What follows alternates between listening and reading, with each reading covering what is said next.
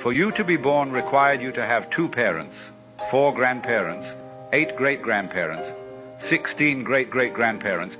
In fact, if you go back only 10 generations, it took 4,096 ancestors for you to be here watching this today. That's 4,096 people who struggled, survived, loved, fought, won, lost, cried, and cheered. Your ancestors would have faced unbelievable adversity, collapses of governments and countries, world wars, starvation, extreme poverty, nasty diseases that there was no cure for, and so much more. Yet here we are, complaining about how hard it is at a time where it has never been easier to be healthy, wealthy, and thrive. Imagine telling your great-great-grandfather how difficult your day was today. Your hardest day would be easier than the majority of his best days. You today live the life that your ancestors would have prayed for. You have the ability in today's world to change your bloodline forever. Don't you think it's our responsibility, it is our mission to increase the financial thermostat for our family and for the people around us, right? To help them think bigger, to put them on a higher platform as a starting base, not just from a financial standpoint, certainly from a financial standpoint, but not just that, but from going out every single day and providing incredible value to the marketplace, not because we're getting a paycheck to do it, but because it's inside of us, because it's who we are. It's because it's what we have to do. We're just built differently. We're just born with a different brain that we said, you know what, I'm not going to just go and sit in a row every single day and do what I'm told and show up when I'm supposed to. I'm going to go and I'm going to be in control of the time I have on this planet. I'm going to be the one in control of how much value I provide, right? Easy equation. Income equals the amount of value you provide to the marketplace. That's it. That's what it is. That's why we live in this unbelievable country that gives us the ability to do that. So every single day we have the opportunity to go and elevate our family, elevate our situation, elevate our financial literacy. And I'm telling you, I've been through all of these books, right? I've been through and I've read through all the books. And I'm looking through all the nuggets. And when I was starting out at 18 years old, and I read Rich Dad, Poor Dad, and it took me on the path to really trying to discover how can I provide value to the world, and how can I do it through real estate?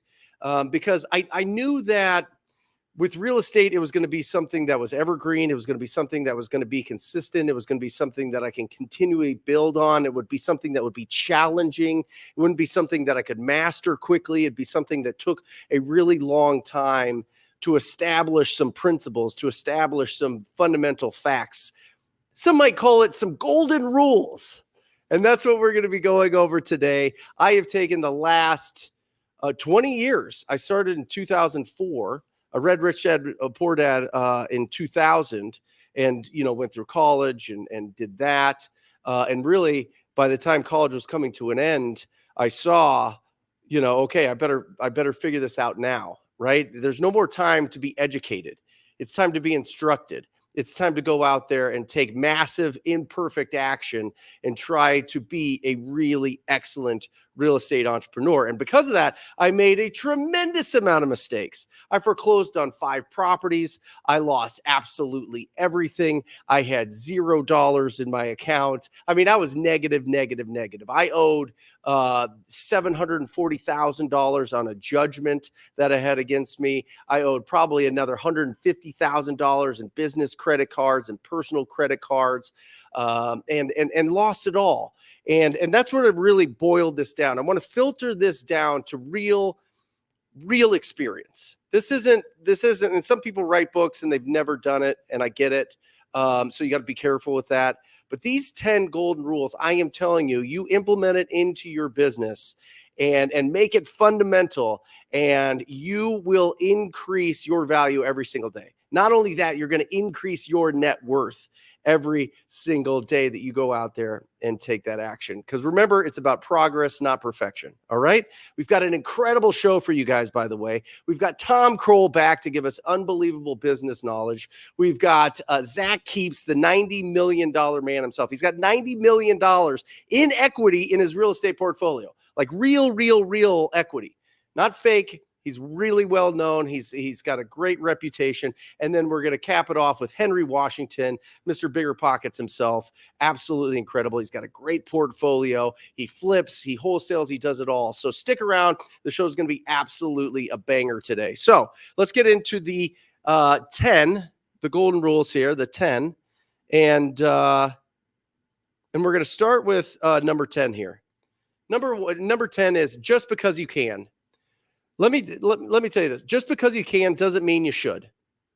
Just because you can doesn't mean you should. Just because you could lock up that deal at 150 when you know that you need to get it at 105 doesn't mean you should. Just because you can go in and lie to the seller about your experience, lie to them that you're the actual buyer, lie to them about anything, doesn't mean that you should, right? We're truth tellers, not and truth seekers, right? Truth tellers, truth seekers. That's something that I learned from Todd Toback, incredible mentor. But just because you can doesn't mean you should. Guys, you have to be honest with the property owners, all right? You have to be honest with what you can actually get the deal done for.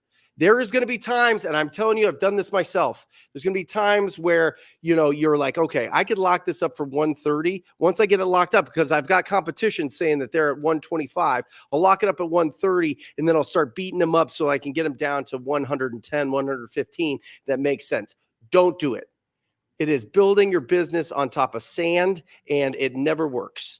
All right. Be a truth teller, truth seeker when you're speaking with the property owners. And another thing that I see here with this, just because you can, there's a lot of ways that we can get creative. There's a lot of ways that we could put deals together to say that we put together this amazing seller financed or creative finance deal, but we shouldn't, because it doesn't make sense. The win is not, hey, did I make this happen? And I was super creative and I was able to own this property now. Because oftentimes when we get into really creative, we buy bad properties and we end up not being able to afford those properties, and those properties turn into a nightmare. So just because we can doesn't mean that we should. Make sure that you're locking up really good deals, making sure that you keep your standards really high on the properties that you want to own and the deals that you want to flip. Okay? Awesome. Next, own the red hotel, right? This is a classic monopoly. The greenhouses are fantastic, but the end game is the red hotel. Own a big asset that you can pay down, own free and clear, really own this thing that has tremendous cash flow. I'm talking commercial buildings. I'm talking big multifamily. I'm talking about maybe it's mobile home parks. Maybe it's, some big businesses that you own, whatever it is, but own the red hotel. Okay. That is the absolute goal, is to get to the point where you're owning one or two or three really big assets at the end of this thing. That is the end goal. All right. I'm telling you, the people that own the big buildings versus the people that own a lot of little buildings, the lifestyle is much different. All right. It is much different. So focus on owning the red hotel. Focus on finding that one huge asset that you're rolling towards in your career all the time. All right. The red hotel. Got it. Next, recognizing potential is the difference between the people that make a little bit of money, a lot of money, and a fortune. All right. Recognizing potential is all about doing a lot of deals, reviewing a lot of opportunities, being a student to the market, being a student to your specific business, being a student to what's going on. When you wholesale a property, if you're a wholesaler and you're looking at what you need to follow those properties and look at what is the exit strategies that the other investors are using for this property. Are they fixing it up? How are they fixing it up? What does that look like? Are they building on a new piece of land? What does that look like? Are they buying a certain opportunity and turning it into something else? What does that look like? You need your curiosity to be at a level 10 every single day. That's going to help you recognize potential in deals that other people can't see. For example, I remember early on in 2014, there was a lot in Phoenix here, just down the road from my office, actually. And we locked it up for $42,000. And we sold it for $62,000. And I was like, holy cow, we just made $20,000 on this vacant lot. This is bananas. Oh my gosh, we are geniuses. And then the guys that we sold it to one of their builders for $162,000. We got it for $42,000, sold it for $62,000. They made another $100,000 on that lot. Why? Because they knew the potential of that lot. It was zoned multifamily. They had a multifamily investor that was looking in that area, and they were able to make an additional $100,000. Now, these guys were 5-7 years ahead of me in the game of wholesaling, of really building relationships with cash buyers. So I didn't know. I didn't recognize the potential of this property. But the more deals that you do, the more that you stay focused on doing a lot of deals and reviewing a lot of deals and staying curious about your market and really getting educated and really understanding the ebb and flow of the economy and the real estate markets, you're going to find unbelievable deals. And that's how you go and start leveling up. That's how you start as a wholesaler and then a flipper, and then you're putting together maybe some development deals, or maybe you're buying really big buildings and you're raising a ton of funds and you're doing amazing things out there. There's a stair step all the way up. And the more experience that you have, the more that you're going to be able to recognize potential. Guess what?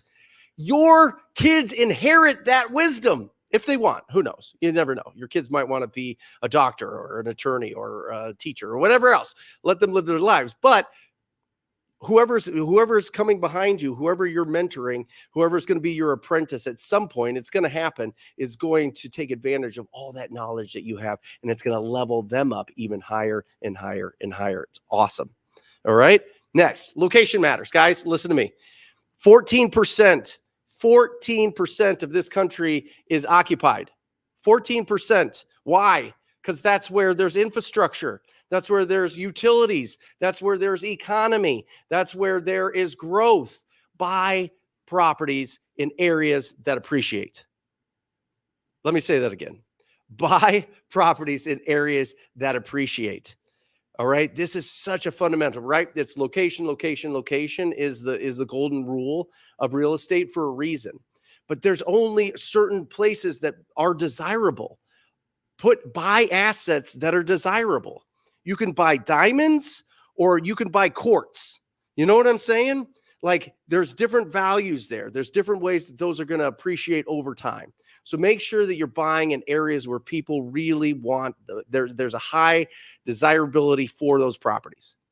Okay. And the reason I say this is I cannot tell you how many people have been absolutely crushed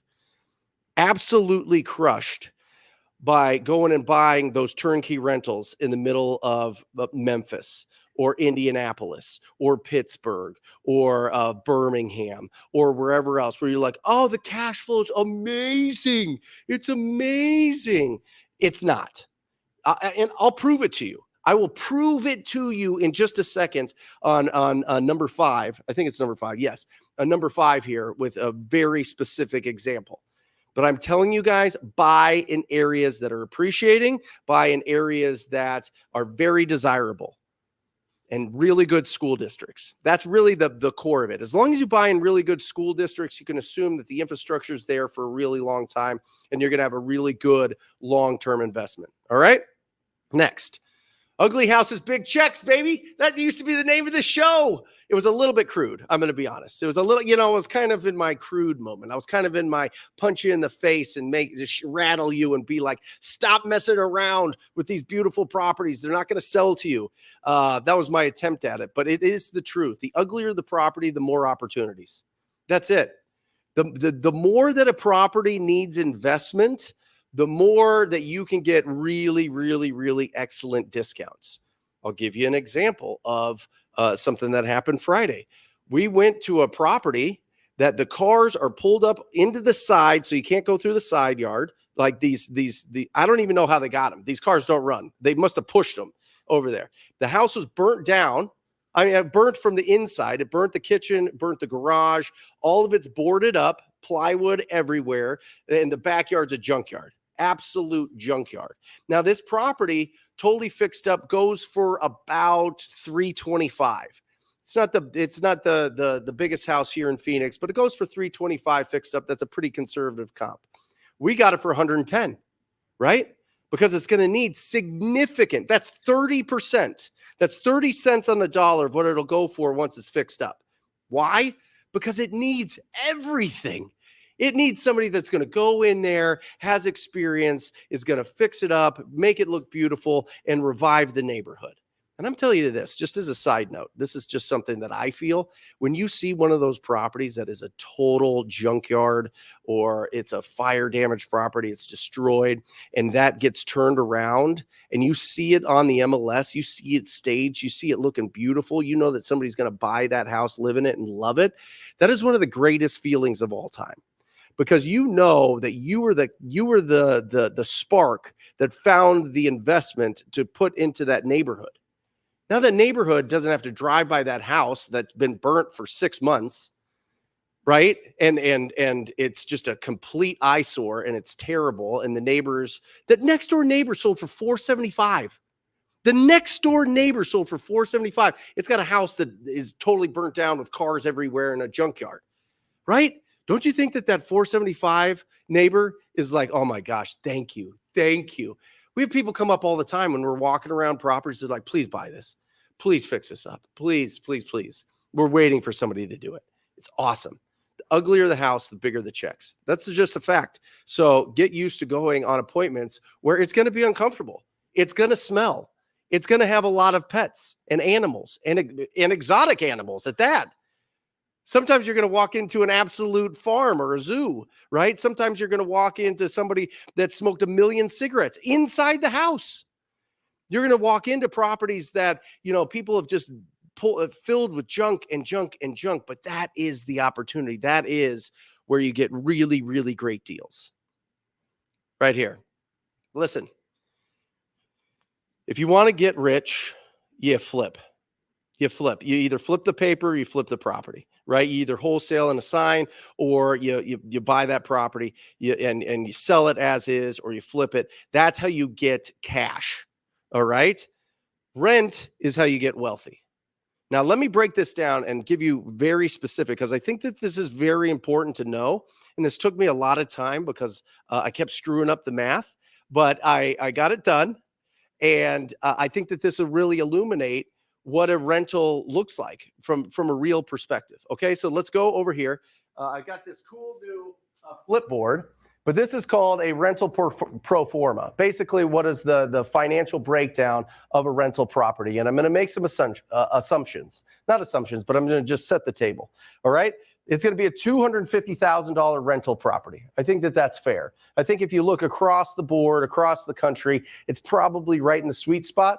Now, they say that the average median sale price is like $363 or something for single family houses. But I think most people, kind of buy in the starter areas for rentals, right? So we're going to put 20% down. Now, listen, the numbers get affected a little bit if you're 10% or 15%, but it really doesn't affect it that much. You'd be really surprised. But I'm just saying, from a traditional standpoint, 20% down. All you creative guys, knock it off. I get it. There's a lot of other opportunities. This is just a traditional real estate rental. We're going to go with 6% annual appreciation. All right. We're going to go with 2% annual rent increase. All right. You're just increasing the rent 2%. This is all, you can Google all this stuff. I did it. I'm going to go 4 months vacancy. That's because the average tenant stays in a property 2.5 years. So over a 10-year period, and that's what I'm doing here. This is a 10-year breakdown of this rental property. Over 10 years, there's 4 months of vacancy, right, that you have to take into account. You're not getting 120 months of rent. You're getting 116. 3.63 is your depreciation. right? That's your annual depreciation that you can write off on your taxes. That just lowers your tax basis. It's not a dollar for dollar savings. It just lowers your tax basis. And I'll show you that. And if you have questions about it, please ask, because this is one of the most like, oh, I buy real estate and I don't pay taxes. Stop. You have to own a ridiculous amount of real estate to not pay taxes. And if you do advanced acceleration, you are stuck. Your options are really limited, or accelerated appreciation. And this is self-managed, okay? This isn't even doing a 10% property management fee, all right? Look at the numbers here. First, 10 years later, value, 447,711. That's at 6% appreciation. Very typical in the major markets. Very, very typical. Your loan is now paid down. You had a $200,000 loan because you put $50,000 down. You got an 80% loan. Now it's at $169,000. You now have $277,000 in equity, baby. Woo! Over 10 years. Over 10 years. This took 10 years to get here, but now you have 277,000. That's why you can see you own 4 of them, you're a millionaire. You get that, right? Everybody kind of gets that math. You're over, the net worth is over $1 million. That is wealth. Net worth is wealth. But let's look at the cash flow. Let's look at the reality of cash flow. Your rental income over that time, 116 payments, because 4 months are vacant to fix them up and turn them over. You've got rental income here of $256,240. Your mortgage on this, PITI. You guys really have to understand this as real estate entrepreneurs, what PITI means. Principal, interest, taxes, insurance. This is your total payment. It's not just your mortgage payment. You have to pay interest and taxes. That's all lumped into your payment. So really remember this if you're brand new to real estate, PITI. The maintenance on it is $25,000. Okay, that's just overall, about 1% of what you bought it for a year. Over 10 years is about $25,000. That gives you a cash flow. By the way, this I didn't include in here because it kind of varies, but there is turnover costs typically of about $3,500. That when the new tenants go out, you paint it, you carpet, and that type of thing. So that could be another $14,000. I didn't include it in here, but just remember that it's there. I kind of just left it because there's some other things that could affect the total cash flow on this thing. So I just left it even. Anyway, cash flow. $43,920,000. Depreciation over 10 years, $22,000. Here's your total cash flow a year for the 10 years, $65,000. That's $6,592 in cash flow a year. Are you out of the rat race? Are you just done and dusted with your job? No, you're not. But I'll tell you what, this is nice. This part's nice, right? This is the part that we roll into our red hotel at some point, right? You know what I mean? But the cash flow from a single family rental is not going to get you out. I mean, you would have to own 200 of them, 300 of them. You know what I mean? So remember that when you're looking at investment properties. And this is in appreciating areas. If you're not getting that appreciation, there's no reason to buy. Except for maybe debt pay down. But then the cost of keeping it up and everything, buy in appreciating areas. All right? If you want to get rich, flip. You want to get wealthy, own, rent. This is how you build the real wealth here, right? This is how you keep yourself disciplined from going out and spending that money, baby. Going and spending that, increasing your lifestyle. Put it into assets. Put it into assets and forget about it. Done, right? But you're not living off of the cash flow. Remember that, okay? Something really, really, really, really important there. All right, next. Guys, we are 6 minutes away from Tom Croll. 6 minutes away from your coach, my coach, Tom Croll. He is the absolute man. He's a cyborg now. He's losing internal organs left and right. It doesn't matter. He's here. He's ready. In 6 minutes, he's going to be on here. Next, you make money when you buy. You make money when you buy. That's the absolute fact. You make money when you buy it, not when you sell it. Buy good deals. Buy good deals. Don't be like, well, in 10 years, this is going to be amazing. Stop. get good deals. That's what we're doing. We're deal finders. So that's the whole skill of this. If you want to be in real estate for a long time, well, I'll just go to it. Then you got to be a deal finder. That's what makes you market proof. That's what makes you economy proof. That's the skill that you build. Take away everything. Take away your money. Take away your current pipeline of opportunities. Your skills. They can't take that. They can't take that. So be market proof and build your skills of finding the best deals. I don't care if they're on the market, off the market, if they're an auction, if they're tax liens, if they're any of those things. Find the deals. I like finding deals just in my backyard. I like going, oh, that's an ugly house. I should probably talk to the owner of that property. Oh, I talked to the owner. They do want to sell. Okay, let's start these negotiations. This is not rocket science, but it's something that is a skill, and we have to go out there and we have to continuously speak to new people, talk to new people, right? But deal finders are market proof. You build the skill of finding deals, you are unstoppable. That's why we have the Rhino. That's the whole charging Rhino. Where is it? Here we go. I mean, it's kind of a tiny Rhino, but you get it, right? Be a big 5,000-pound charging rhinoceros and finding deals. You do that, you win. You win long term. Number 2 is be the bank. The top of the pyramid in all of this in real estate is the bank. It's the bank. If you go into a mortgage calculator, I was going to pull it up, but we're getting tight here. If you look at a mortgage calculator and you look at what the total payments are, how much interest you actually pay on your home, it's more than double than what you bought it for. Now it's over 30 years, but the banks understand that when you lend on an asset, you win, right? Because if they don't pay, then you get the asset, and hopefully they just do pay, and you turn it over to a servicing company that you pay a fraction to, and then you're out. Be the bank. I'm telling you, some of the best investments I have currently are just investments that I help people that are doing flips, or they want to do some buy and holds that they're going to keep, and they have a 3-year balloon, but they're paying me 12% a year on these things. Doing nothing. I literally just get checks wired to me, not even checks, just wires, money wired to me every single month from several different loans that I have out right now. Passive cash flow. They're not at risk. They're in unbelievable stable conditions and with really great operators. Being the bank is awesome. You want to talk about mailbox money? Go do it. Go do a little study on hard money lending businesses. Go look at the profitability on hard money lending businesses.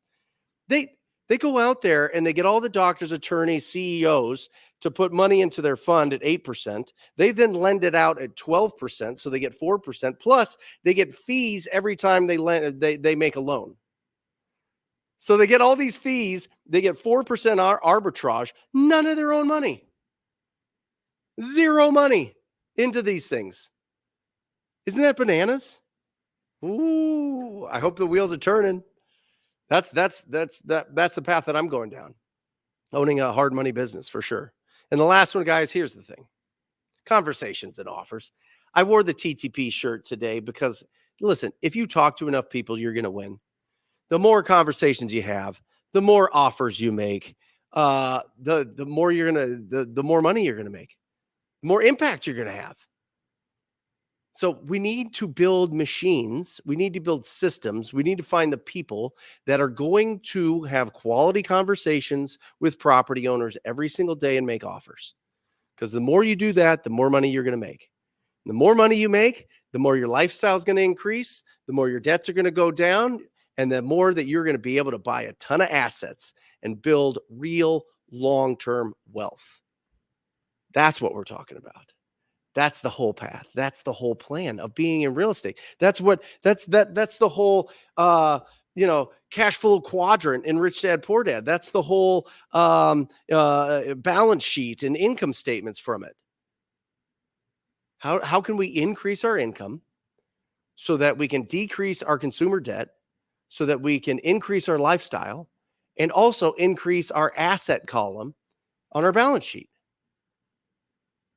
More offers. That's it. That's it. That's why it's number one. Just make more offers. Just make more offers. That's it. I love you guys. This is fun. This is fun. This was fun to put together. This is fun to put together. It wasn't as instructional, but I think that there's some fundamentals here that are absolutely required. And so with that, guys, you know what time it is. It's absolutely the best. From Port St. Lucie, Florida, he's got the brightest room and the brightest mind in real estate and coaching. It's Tom Croll. Bam! Thanks for being on here early and seeing my 30-minute rant here. I love it. I'm so inspired. I want to, brother, so many good points. You know, it reminded me of something that I learned from Robert Kiyosaki. And first of all, it's just good to see you. Every time I see you, you look like you're younger and healthier. I love it. You must be doing the right thing, right? Because it's a beautiful reflection you got there. So, you know, it's funny. One of the reasons that what you're saying works, right?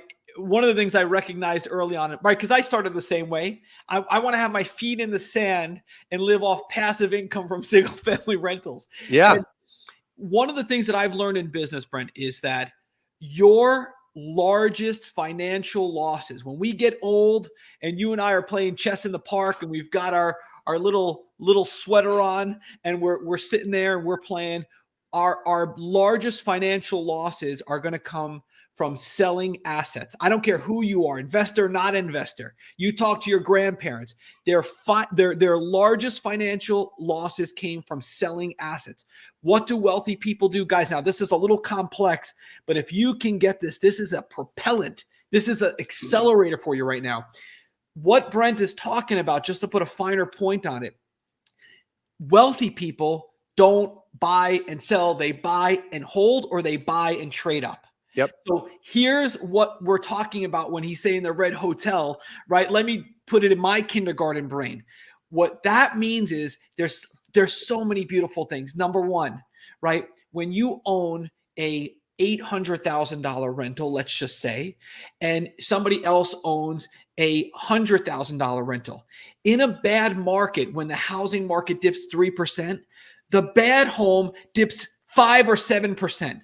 The beautiful home dips like half a point, maybe 1 point, right? When you're in a good market, right? Why does Robert teach us money goes to money, right? In a good market, when the housing market goes up 3%, the beautiful $800,000 home goes up 5%. The crappy home goes up 1%. It doesn't really budge year after year after year. So the general principle here, as far as I'm concerned, is you don't buy and sell, you buy and hold, or you buy and trade up. Once you've realized your gain, Sam Zell 101, no one's ever gone broke taking a profit. Take your profit and trade up. And if you're really smart, you do that in a self-directed Roth IRA. And if you're uber intelligent, smart, and you want to go from rich to wealthy, you do what's called a 1031 exchange. And guys, if you don't know what the self-directed Roth IRA account is and you don't know what a 1031 exchange is, don't worry. I don't either. I have no idea what I'm talking about. You know why? Because I know I don't know what I'm talking about. So what Robert taught me is be the captain of the ship. Yep. Don't mess with the navigator. Don't go down and mess with the engineers. Don't mess with the staff who's running the whole ship. You're in a cruise ship. Be the captain. You're going to get information and be decisive in making information. There are people who have training and certificates and things on the wall. They don't have all these love letters from clients, right? They've got like college degree, right? Whatever it's called. They've got all kinds of trainings. They do this so they can service you. They can provide this service to you. They'll set up a 1031 exchange, whatever the heck that means. Here's all I need to know about a 1031 exchange. I sell a house. Somebody does something with a 1031 exchange and I buy another house to upgrade and I don't pay taxes. That's all I know. That's it. Don't ask me how to set it up. I can't send you the contract or the paperwork. I don't even know if there is one. I mean, brother, brilliant. I remember being 18, Tom, and reading Rich Dad Poor Dad, and he was talking about his rich dad is sitting there and he's wearing basically like schlubby clothing. Everybody else is in suits, and it's all his attorneys and his CPAs and his wealth advisors, and all these guys are there for him. Right. And they're all smart at what they do. And he just adds to his team and gets out of the way. And it's the absolute truth, right? Our job is to go out there and bring in the income and find opportunities. Yeah. And like you say, talk to people. That's it. Yeah. It's really, guys, stop hanging out with the wrong people. Start hanging out with the right people. It's so easy. Don't get in your own way. Don't overcomplicate this. Follow really, really simple principles. Every single wealthy person that Brent and I know, they went through a season of outworking everyone else around them. Every single person did what the market loved. The people who caused and are in the most suffering, they do what they love, right? I want this. No. Take the arrow in front of you and point it towards the market. Do what the market loves. And in that good work, you will find things that you love. There's 1,000 things that Brent and I love about what we do in a day. I mean, you could just look at Brent. He loves it, right? But the bottom line is it didn't start with here's what what do they say, the silliest advice I ever, there's so much silly advice out there. The grass is not greener. Yes, it is. The grass is greener on the other side. Don't keep your friends close and your enemies closer than you keep. That's garbage advice. You keep your friends close and don't bring your enemies in. I mean, all of these antidotes are not really true. And one of them is do what you love and you'll never work a day in your life is just not no. Do what the market loves and you'll work every day until you die, and it'll be a beautiful life and you'll have real generational wealth. So it's and the thing with these houses, everybody, these houses, these $800,000, $600,000 brother guys, these are the best tenants. Everyone's so concerned with cash flow. They cash flow, but the equity, your personal net worth, it's through the roof. Your access to capital, your mobility, your transportation, your options. What is wealth? Wealth is more options, better options. That is what wealth is. Wealth is comparative. You either have more options and they're awesome, or you have fewer options and they all stink. That's all that wealth is. Success is different, but yeah. I went to Tom's house and he's got this big whiteboard on the same wall that his camera is right now. Yeah. And he had on there different rental properties that he owned. And every time that he got paid, and this is a conversation that you had with Julie, right? Yep. Your wife, and you guys would pay down the debts on those properties, right? You guys, I mean, there was a huge goal when you were building businesses and you were wholesaling and you were doing, all the different income streams that you had all funneled down to that whiteboard of paying off your debts on real estate. Why would you do that, Tom? I mean, leverage, right? It's all about leverage. It's about leverage. It's about banks. It's about debt. It's about those type of things. So why would you do that? You know what I mean? This is all about who you have to be as you are doing these activities. Because if that's not changing, I got a call from a guy that a lot of you guys know. This is the third or fourth call in the past maybe 8 weeks, 2 months or so. Popular person, most people on this live know who this person is. Dead broke. Dead broke. You know why Julie and I, let me give you my big fancy, never got past 1,000 SAT answer to this question. You know why Julie and I paid off? Because entrepreneurs can't live on a budget. We don't like it. We have like a problem with authority. I don't know what it is exactly, right? So we're not the Dave Ramsey crowd. The whole like live on a budget and don't go out to rush. Yeah, right. I'll just increase my income. Right, exactly. So, right. So if you know yourself, the reason is because debt is very dangerous, right? It's very risky. Every single person who went out of the game in 2008 was in debt, right? Debt is a tool, or it makes you a tool, right? So here's the way it works. The reason I pay off all my debt, and everybody says, "Oh, you're so dumb you don't understand." Okay, right? These are the same people who call me with tears in their eyes, They're older. They don't have anything to show for all this money they're moving. They're broke. This is the hamster wheel. The hamster wheel isn't hard work. That's BS. The hamster wheel is not progressing. You don't get burnout from working hard. You get burnout from working hard and not moving. Mm-hmm. I pay off my debt because I'm a hyper spender. That's it. Don't tell anybody, guys. You give me 90,000 and I'll go to the Toyota dealership today and I'll buy a Toyota Sequoia and I'll pay for it in cash and I'll be like, my shoulders will be back and I'll have a fancy new car. They'll be wiping it down as I get in it. They'll take a picture of me driving off. So no, the bottom line is the reason I pay off debt is because it's not a good idea to be in debt. Now, this is going to be a very big arguing point. I'm as big a fan of Robert and as anybody else, obviously. But no, debt is, I think it's a season. And I think that you have to, money is a game. And once you win that game, you pick a new game. There is no joy in running up the score of a one game. You can't just keep moving the goalpost. This is not where this is not where you're going to find happiness and fulfillment. Brent and I know these guys. They get to the top of the mountain and they jump off there. They're all by themselves. Yep. Every conversation is some kind of a way they want to monetize every relationship, every connection, every conversation. It's always the, money. No good. No good. It's not going to give you anything that you want.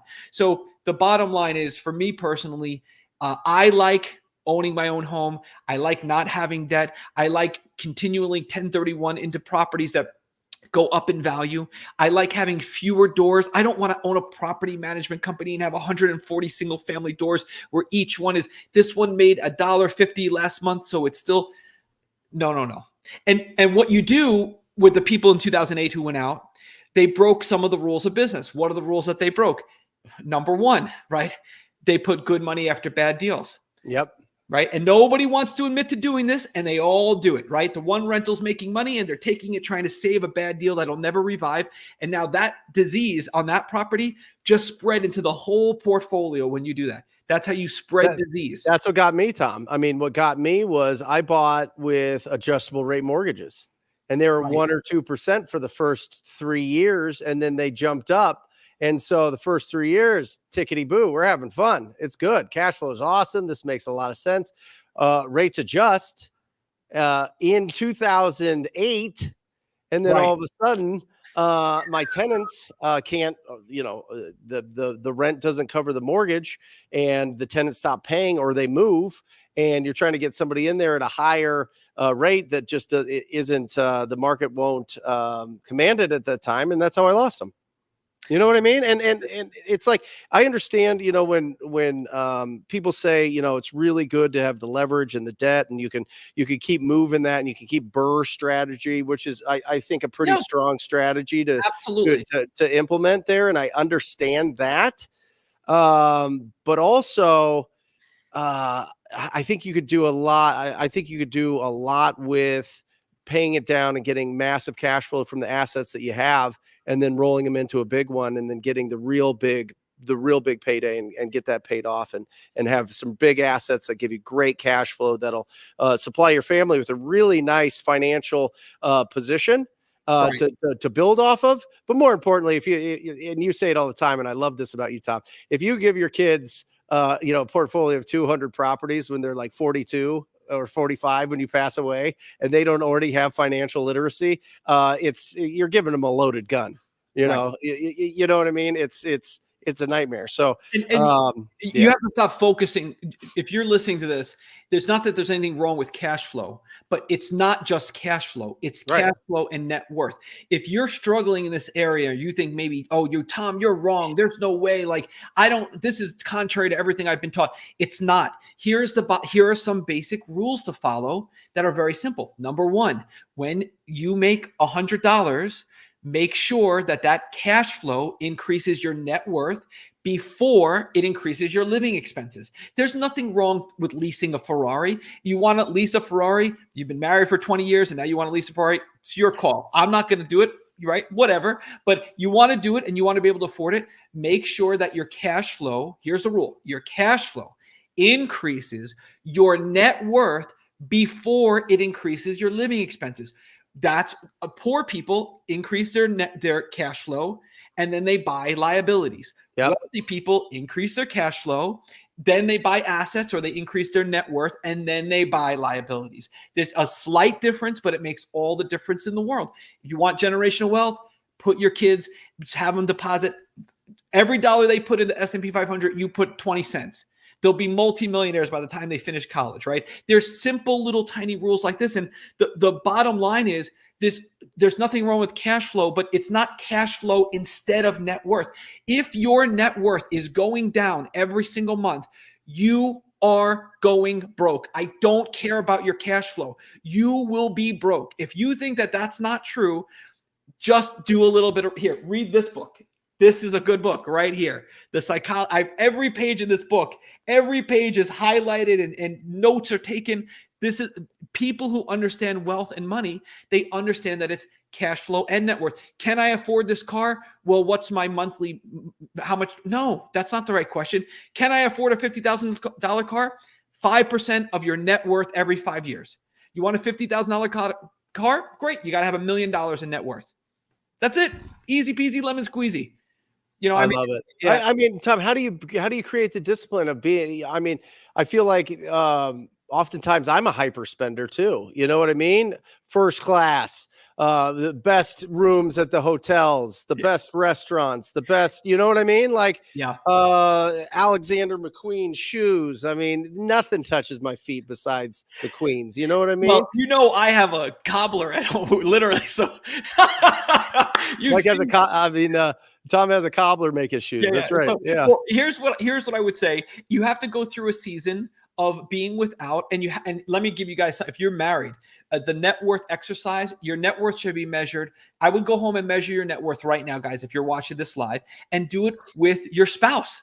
Yep. Do it with your spouse, guys. I'll just call Erin directly and have her do it with you. But I mean, guys, this is the Tom, secret. that is a challenge. Go ahead. Sorry. Yeah, no. But just a lot of people, they're in this game of real estate, and a lot of them, they're moving very, very fast because they're entrepreneurial, and they feel like a superhero because the market has been a completely bull market for like 16 years. So they're like, oh, nothing can go wrong. I'm Superman, right?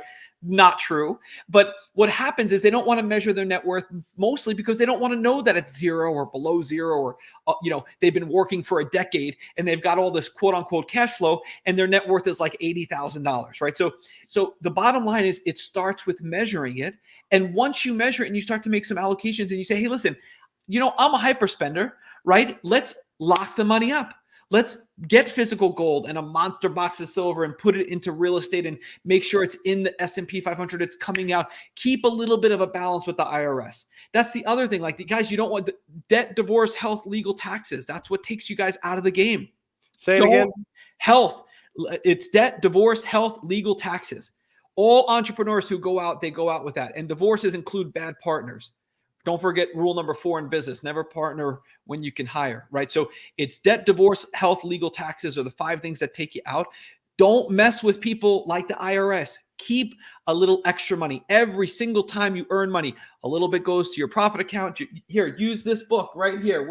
Where's Profit First? I have it somewhere. It's probably, use Profit First and Profit First by Mike Michalowicz. Our buddy, he's been on the show, and it's a brilliant, easy book that you can just follow. I don't think it's the discipline of not doing it. I mean, I go out to every fancy restaurant, and I won't fly first class, and I won't fly unless it's one way. Meaning like there's no layover. I'm not doing a layover, right? That's not happening. So, but what I would say is you can earn those things once your net worth starts to go up.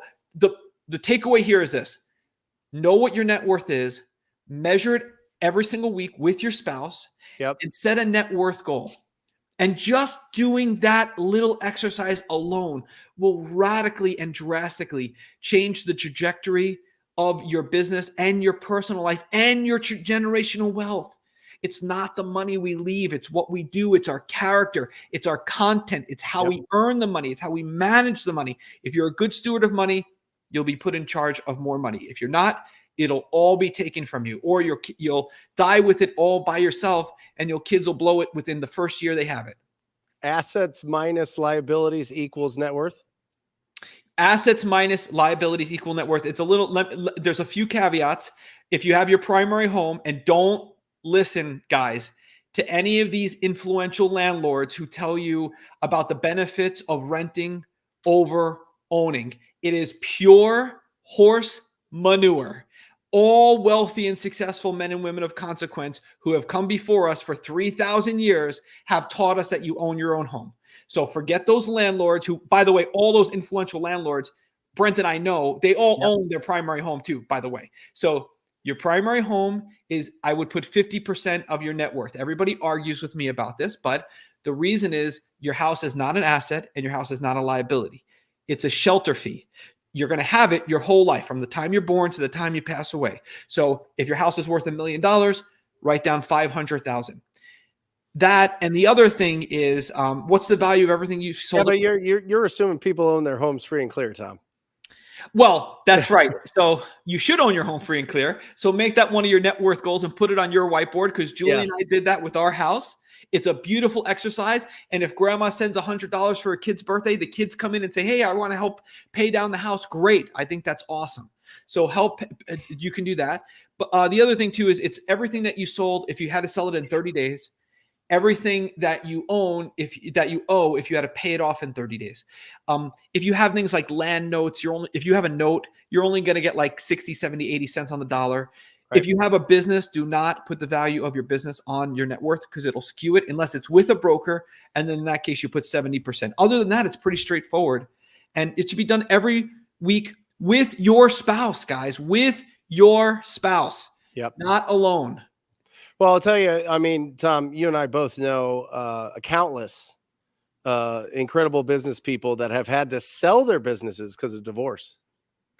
Yeah. And I think that's because you're not having that conversation. You're not having this is my goal. This is my dream. This is what I want to do. This is, why I want to do it. I think a lot of times we just assume that, our significant others are just going to be along for the ride and just, benefit from all the success that we have.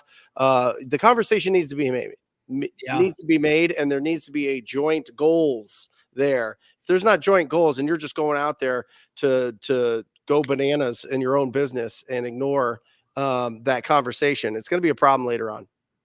100%. And if you do silly things that some entrepreneurs do, and I am not perfect or holier than thou. If you want to know the sins of the preacher, listen to what he preaches about, right? So I'm speaking from a point of like, I don't want to mess up certain things, especially the top 5 things, right? And what I would say is just be super cognizant. You this is something that you guys should all put in your belly. And if you think it gives you a little anxiety, I think a little bit of anxiety is okay, or at least a little bit of awareness and something to have a little bit of reverence or respect for. You should operate with a little bit of paranoia. You should operate with the understanding that you are 2 bad decisions away from the gutter. Guys, life is really, really short.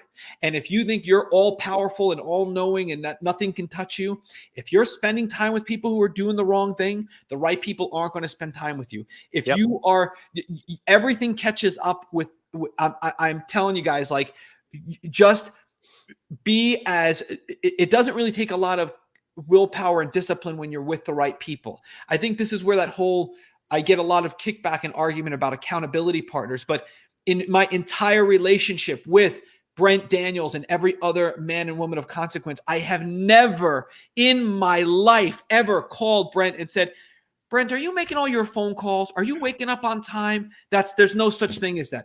It would be disrespectful to do that to Brent. Yeah. Right? So, guys, here is the thing. Forget accountability partners. Seek friendship. Right? Friendship is common goals, common morals, common ethics. If you're those people, I guarantee you the right people will.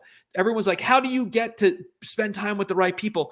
Stop hanging out with the wrong people first. And this is so simple. There's no secret. This is all easy peasy lemon squeezy. Robert gave me where is the surrender experiment? I don't have it handy. Read the Surrender Experiment by Michael Singer. It's a great book. And spend your time reading. It's boring and brilliant. I love it. Boring is the best. The right people won't hang out with you if you're hanging out with the wrong people. I love it, Tom. You're the absolute best. Thanks for joining Bam. us. I'm glad you're feeling better, guys. Send some love over to Tom. His whole insides exploded 2 weeks ago or whatever. I don't know. That's right. Oh, I love it. Health. All right, guys.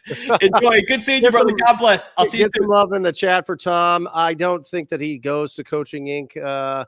On Instagram, but you can certainly find him on Facebook. And he's one of the greatest to follow on Facebook, guys. He is putting out 1 to 2 unbelievable text. I think Tom's superpower, truly. I mean, he's a wonderful speaker and presenter, but he's an even better writer. And we're real excited for his book to come out here shortly. So absolutely wonderful to have him on the show. Yeah. Guys, I'm just telling you, if anybody knows the behind the scenes of all the people that you follow, it's Tom. It really is. And so when he's speaking, he would never throw anybody under the bus. He would never, but he's speaking so that you can avoid a lot of the drama that happens to really strong entrepreneurs behind the scenes, because he's somebody that can write those ships, and he does that on a daily basis. That's his superpower when it comes to being a business coach. So give him some love, guys. Go follow him on Facebook, and send some love in the chat. That'll live here forever, which is awesome. And now it's time for a little bit of change of pace before we have Zach Kees come on. Zach owns 300 single-family rentals here in Phoenix. He manages them all himself. And of those 120 properties that 300 properties, it's about $120 million portfolio. He's got $90 million in equity, not debt.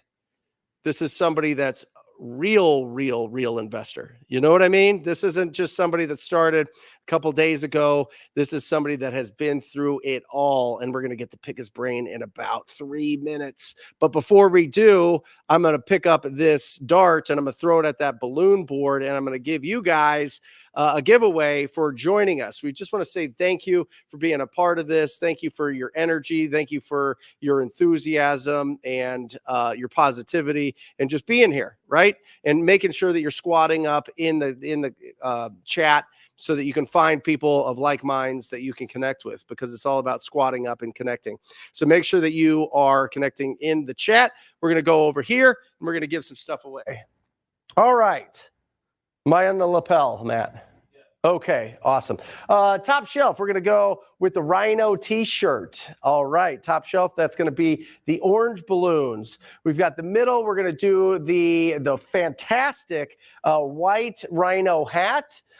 Suitable for all sorts of occasions, especially being outside. You'll stand out and people will be curious. What is that Rhino that you have there? It's so powerful. You must be too. I'm telling you, happens every time. And then also, we've got, of course, our classic Trapper Keeper. We're bringing it back to the 80s and 90s, but inside is something that is used today. This is the master lead sheet, so that as you're talking to property owners, you can fill this out and stay very organized with your notes so that you can go back, reference it, and pick up the conversation where you left it off. It's going to be all in here. Plus, our final guest of the show is the incredible Henry Washington. He wrote this incredible book. I'm going to put that in the Trapper Keeper, because when you take this thing and you fold it like this and you use the Velcro, it not only traps, but it also keeps. So there you go. We're going to throw some here as we wait for Zach Kees to join us in boom! There we go. Somebody's getting their hat and they're going to look fresh. Be nice to Alejandra in the chat, because she's the one that picks who it gets sent to. So she'll ask for your information to be able to send that to you, which is absolutely awesome. So we've got some celebrations here, which is absolutely incredible. We've got the Trana brothers, Brandon Trana, 2 deals closing tomorrow, $32,500. Come on. Absolutely incredible. Absolutely incredible. Congratulations. $32,500. Imagine doing that every single month. I remember thinking back, of, when I was starting out, and I was like, man, if I could just make 10,000 a month, oh man, if I could just make 10,000, that would be absolutely incredible. And then it was like, oh, if I can make 20, and then it was like, oh, if I could make 30 feels so heavy. 30 would be so amazing. Oh my gosh, that would be crazy. These guys are doing it all the time. Just like Ralph is, 4 deals under contract, 2 locked up with a buyer, trying to make September a great month. Need help moving deals in Philly. There you go. So guys, if you are in Philly and you got buyers, Ralph's got some deals. Congratulations. Here we go. Come on. Awesome. I might as well just keep this bell in my hand. Adam Colburn got a land deal closing next week. $37K rip. Hit me up if you're working in North Carolina. We certainly will. Here you go. For Adam. Boom. We will save the rest for later, guys. Remember, this is a participation show. So if you've got questions, if you've got comments, if you've got thoughts, put them in the chat. I'd love to pull them up here and have you participate in the show and answer any questions that you have. But right now, we have the incredible $90 million man. I don't know if he's frozen or if he's just he's on his phone here. He's probably running around rental to rental. Oh, there he is. Here we go, Mr. Zach Kees. How are you, Zach? Good morning, stud. How you doing? Doing fantastic. Having a great show. We're talking about the golden rules of real estate. I've been doing this 20 years. I came up with 10 rules on my just through my experience, filtered through my experience. And I would love to know some of yours. I love it. Thanks for having me. It's always good to see you. Your energy. I just drank a Red Bull just to get amped up for you. I'm at the gym. That's the number one thing we can do is focus on our health. That's the number one rule before you do anything in real estate is health is your wealth no matter what. If you don't have your health, you're not putting the time in the gym and taking care of yourself. Nobody cares how much money you have because it's a waste of money, right? Your health is the foundation for success. So that's my number one advice. After that, in terms of real estate, I look at deals through multiple lenses, but currently the number one question is if you're going to buy a deal, so many people look at what I call the upside potential. Everyone focuses on how much money can you make on that deal. I want to make 10%, but no one's looking at the downside risk. So it's just as important when evaluating deals to figure out, okay, you can make X, but what is the downside if the market shifts? If you don't sell, how much money can you lose? How fast are these homes sitting on the market for, right? Is it 95 days or are they selling quickly? And if you get stuck with it, are you comfortable owning it? I call these legacy properties. So number one, if you buy the deal, are you comfortable owning it for the long term? Really, really important. So I was thinking about that this morning when you look at that with all flips, Zach. I look at every deal that I buy. Am I comfortable if I don't sell it to own this asset? Can I make it perform with multiple exits? So many people just think I'm going to buy it, I'm going to sell it, I'm going to make X amount of dollars. You got to have a contingency mindset. If it doesn't sell and some of these won't sell or the market's going to shift or another COVID or another slowdown, are you comfortable having this, what I call in your legacy portfolio? Can you own this long-term? Can you rent it out long-term? I don't look at stuff. I hate looking at it with the microscope of, I'm going to do a mid-term rental or a short-term rental and encourage myself, this thing's going to perform on an Airbnb. That's junk. I want to take the Warren Buffett, you're a delayed gratification guy. Saw early on in your show, you talk about buying 4 deals to become a millionaire and delayed gratification and being patient. That's the power of real estate. Everyone's talking about buying and selling. I love the opportunity to own. That's how I've created my wealth, not by flipping and stacking cash and paying a shitload of taxes every time you flip a deal, but the delayed gratification gig. Buying it, stabilizing it, owning. So that's what I think is really, really important. Delayed gratification, owning. And then the other thing I want to talk about is so many people talk about infinite returns. How much can you make with strategic leverage or zero down and all this stuff? And your returns would be infinite, hypothetically. But I always evaluate deals on a cash on cash basis, meaning if I'm going to buy the home, I want to just look at it without leverage and say, what is my cash on cash return? If I can't get on a rental 8 to 10%, or I can't flip it and make at least 8 to 10%. And again, the higher the price point, you can't buy $1 million deal and hope to make 100,000. It's way too much risk. The higher the price point, the higher your expectations should be because you're incurring a lot more risk by stabilizing a much more expensive asset. you should be making 20 to 25% if you're going to play in the $1 million+ range. That's really critical. So someone's like, oh, I can make 10% at $1.5 million and make 150. That 150 is gone in 3 months of carrying and, miscellaneous and agent fees. So don't kid yourself. You got to make sure that you're getting compensated and rewarded for the risk that you're incurring by buying a more expensive deal. That's how do you really calculate, Zach? How do you calculate cash on cash basis with your deals? Let's first talk about flips, and then let's talk about rentals. Sure. So on a flip basis, you want to say, what is the purchase price of the deal? So here, I'm closing on a deal today. I'm buying it for $260,000. I will cost me probably about $40,000 to stabilize that asset. So I will be all in terms of cash and cash return for $300,000. Never take just the cost of the asset. You have to factor in the improvements as well, because that's the cost going into the deal. So $300,000. And so I'm all in. I need to net at least $30,000 on that deal. Otherwise, it's a poor deal. I'm not getting the appropriate return for the risk that I'm incurring on that deal. So very simple. The overall cost of the deal plus any improvements, plus hypothetically, you want to factor in what are the carrying costs. Right? Money's not free, but obviously we're using cash. So if you're using hard money, whatever, you're going to reverse into it, how much hard money you're going to have to utilize to carry in fairness to get the appropriate return. So let's say you carry it for 90 days and your cost of capital is 10%. So that's roughly $2,500 a month. So now you're really in for $3,075. You want to make at least $31,000 because that's your true cost of capital in that deal conservatively. So at your level right now, Zach, are you putting any of your own cash into deals, or do you have relationships with the hard money lenders, private money lenders, where they're just covering everything? I don't use any hard money. Yeah. So I don't use any hard money. I'm leveraging my existing portfolio. We spoke about this before. I'm a low leverage guy. So what I do is I pledge my unencumbered assets at 65-70 cents on the dollar to the bank. I then have a large line of credit that I extract. So there's a true cost of my capital. Yes, I'm paying cash.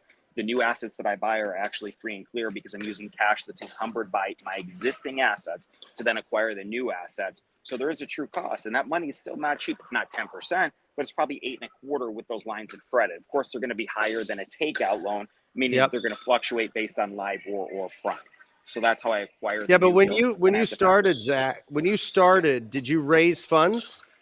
Yes, absolutely. No one has enough money to start. So I use what's called OPM, other people's money, and I did a 50-50 model, meaning, and this is really important, every dollar that I made, it was split 50-50. I never took any management fees, no commissions. Everything went into the pot, which any high net worth investor who's going to invest in you, any sophisticated liquid investor would want to see something similar, right? Everyone can stroke it however they want. You could do a hybrid model with either a preferred return, meaning you're going to pay that investor 7 or 8% of the first dollars made, and then it's a waterfall, meaning they can get a percentage after that, or they just want a direct return. There's a million different ways. You're an expert. You've been around for a long time to structure, but you always want to engage consultatively people with money to say, what are you looking to do? Do you just want to be a passive investor and provide capital? Do you want to be active in the project? A lot of investors find that they like to walk the project. They want to provide some insight. They want to, pick out some selections with you. It's important to engage and collaborate and create a good synergy with those people and ask them, what are your expectations in this deal? You just want a fixed return. You want to show up to the property. You want to help sell it and market it. Have fun with it. It's not just a unilateral relationship. Be very consultative and engaging. And the more you do that, more inclusive, if that's their desirability, the more likely of reinvestment in future deals. Love it. And so I distracted us. Cash on cash for rentals. How does that work? Very similar. So you're going to take your all in. So let's use the deal again today, 260 and 40 or whatever it is. I'm all in at 300. If I rent that house out for, let's say, 2,500, I'm getting a gross return of 10%, right? Because that would be $30,000 of a gross yield, 2,500 times 12. Yep. But let's not forget, people trick themselves. Let's say it takes me 3 months to stabilize that deal. I'm not really immediately getting a 10% return because now I've lost 3 months of carrying. So you got to be very diligent in terms of what's your vacancy cost. How quickly can you get a tenant in there? What's it going to cost you with any commissions or marketing expenses to procure that tenant? So it's not like all of a sudden it's plug and play. You close and the tenant comes in.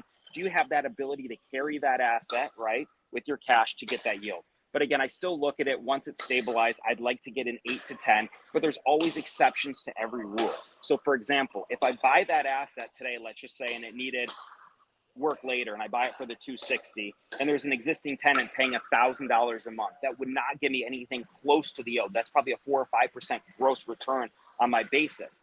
However, equity is the key to every deal. So when you look at the deal and you say how much equity is in that deal and you recapture that equity, that's how you're going to make the real money. So many people are fixated, oh, I can't buy the deal because there's a tenant for the next 8 months paying $1,000 a month. That's below my threshold. You can't look at it on a granular micro level. You need to look at it at the macro level, at the higher perspective, to say, okay, there's $80,000 in equity. After I restabilize this deal, that tenant moves out, and then I do the remodel and I go to flip that asset, how much money would I make on that deal? What does that look like? And so once you recapture that equity and put that back into the equation, you will get your return, assuming the market's return on that property, if you flipped it and or re-rented it, factoring in the equity situation. Does that make sense? It makes sense.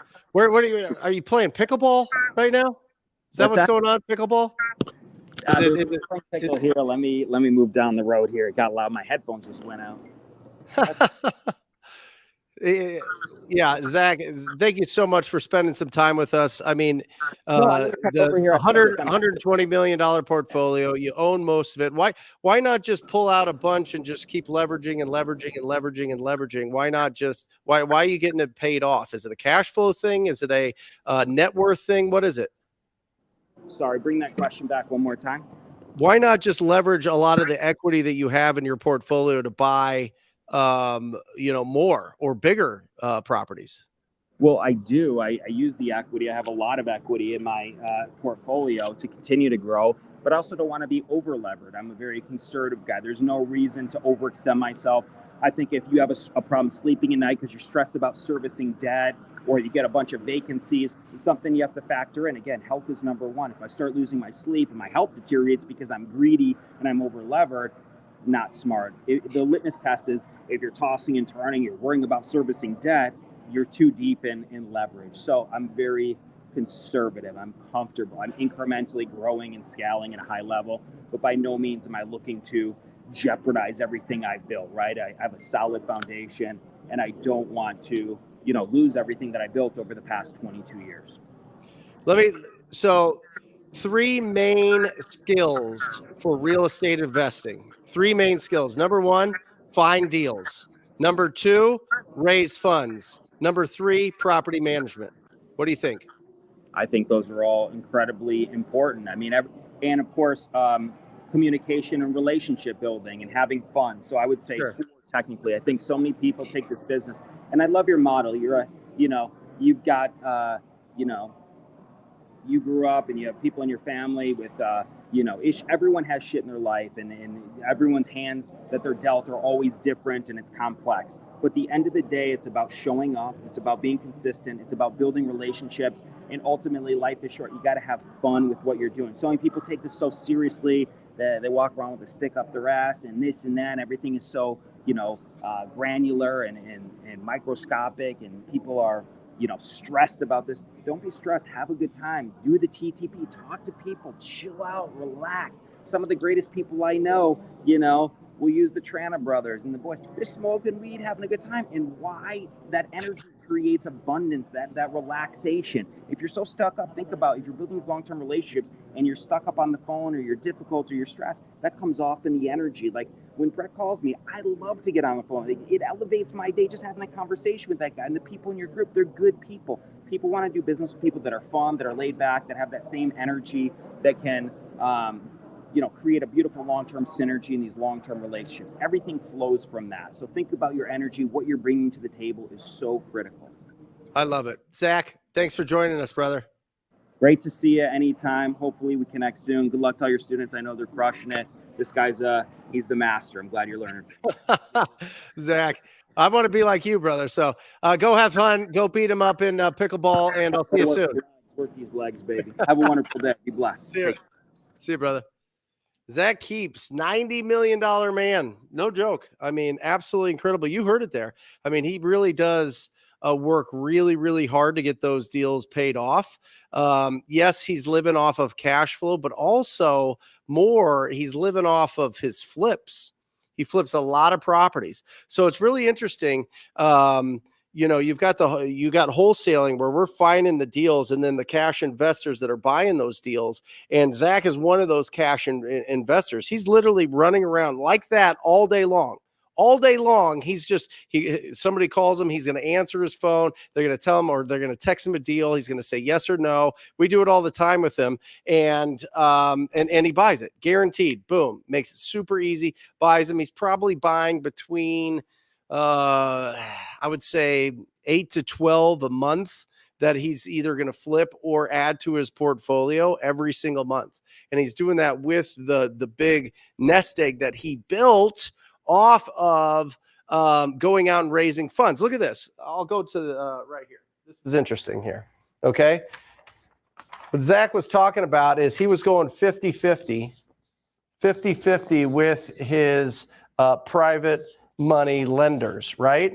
And what would happen is he would go out and he would make connections with wholesalers, or he'd look on the MLS, and he would find deals that he thought were really good. He'd negotiate them, and he'd get them probably about 70 to 80% of value, maybe lower. And then what he would do is he would fix them up for about 10%. He'd be into those deals about 90%, and then he would get financing, conventional financing on those deals. And once the conventional financing comes in, he pays off the private money lenders, and now he owns this property free and clear, right? He's paying them interest on it, or he's flipping these properties. In the beginning, he would go and find a deal. He would buy it from a wholesaler, let's say 150, put $50,000 into that deal at 200. He would then sell that for, let's say, 275,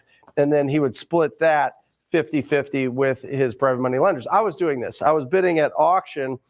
I went and I raised in 2009, in 2008, I raised about $2 million from a wealthy family here in town, which was just friends of the family. I raised $2 million, and it was 50-50 split. And we would bid at the foreclosure auctions and buy these properties, fix them up, and sell them, and then split that deal 50-50 with the money that we raised here. They were passive. They didn't do anything. They didn't have any say in any of the deals.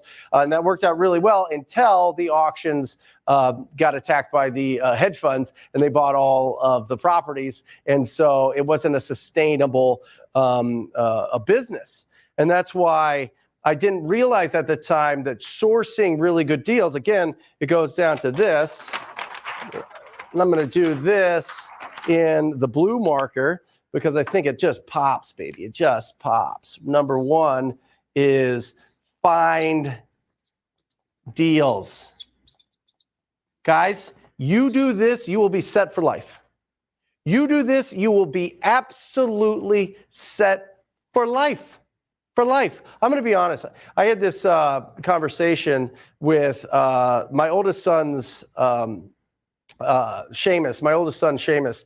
His mom, her name is Ashley, and she's just not good at keeping jobs. She lives in a house that we own free and clear, so she doesn't have to pay rent, and she just kind of does odd jobs here and there. And she had a meltdown the other day, and I was like, listen, if you just go find an ugly house, I'll pay you for it. If you just go find somebody that wants to sell an ugly house, I'll take it from there, type of thing. I mean, you literally have to have no skills, no abilities to go out there and start building up some momentum of finding deals. Go find an ugly house. The owner's contact information is on the internet, on the interwebs. You could go to a variety of different resources and tools to be able to pull that. No problem, right? You can go to True People Search. You could go to Yellow Pages, White Pages. You could go to, you could literally just type in the address and it'll pull up.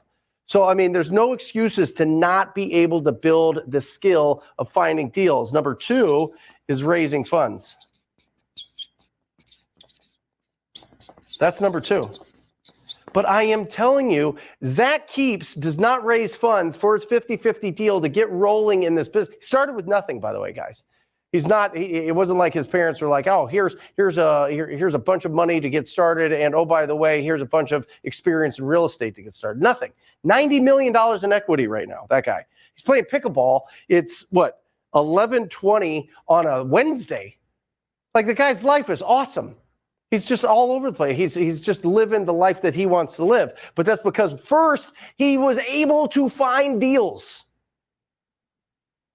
On market, off market, auctions, whatever. I don't care. Just find deals. We find deals off market, by the way. Then you can raise the funds. It's a lot easier. There is more of this than this. Way more of this. This is waiting for you. This is like, oh, please find me one of these. I need to make more money with this. My money needs to have baby monies. It needs to make all these little baby monies, right? I need this to do it. So this is the skill. And then 3, obviously, is property management. And if you don't have this, if you can't figure out how to manage properties or find people that are really good at managing properties, don't own real estate. Don't do it. Because you're going to be one of those tired landlords that I buy your house in 10 years because it's destroyed. I mean, that's where we get a majority of these properties is people that own these rental properties and they have no property management skills, and now they have problems because they're the classic deal, the old landlord deal. I won't raise rents. You don't call me when things break. And so this is so critical once you own real estate, not only just for your rental portfolio, but also if you're doing flips. Also, if you're doing wholesale, property management matters. What are you doing with that property? Are you able to understand the highest and best use of that property? And are you putting people in there, if you're going to own it long term, are you going to put people in there that maybe don't turn over every 2.5 years, right? That don't destroy your house, that keep it like it's their own. So this is critical, but it starts here. It starts with finding deals, baby. This is it. This is where you really start picking up the momentum. Then you could do all these so much better. Got it? Good. Awesome. Let's go into some more questions. Edwin, hey Brent, great interview with Spencer Caldwell a few weeks ago, last week. What is the difference between his model and Keegley model? Interesting. So Keegley will dispo deals, but they will add more on top, as much as they can on top of each deal. Spencer Caldwell sells deals, but he only charges the buyer $1,500. So he doesn't increase. So what happens typically in, I'll do it over here. What happens typically is the, like a Keegley, which is a fantastic company. They'll take a property that is, the wholesaler wants $250,000, and they'll put it out at their list at $260,000, and then make the $10K in between, right? Spencer Caldwell, which you guys should all be following his YouTube channel. It's absolutely fantastic. He'll see the 250 and he'll sell it. He'll put it out at 250, and then he'll charge the buyer $1,500 to $2,500, I think, depending on the deal. And so it's a much different model, right? One is just selling it at the exact price that the wholesaler put it out at. One is increasing the price that the wholesaler put it out at, typically. It just depends. I mean, Keegley's got a bunch of different models and is pretty complex, but that's just the basic level. All right. I love the show. I believe you said you ultimately want to be a hard money lender. What is the difference with that and what you're currently doing with your lending fund? It's just more money. That's it. Just having more. Millions and millions and millions more. With a hard money fund, it's interesting. You got to get licensing. Once you start taking on other people's funds, there's a whole lot of responsibilities and a whole lot of regulations that you have to abide by. And so that's just not where we're at yet. It's not one of our focuses yet, but it's getting there.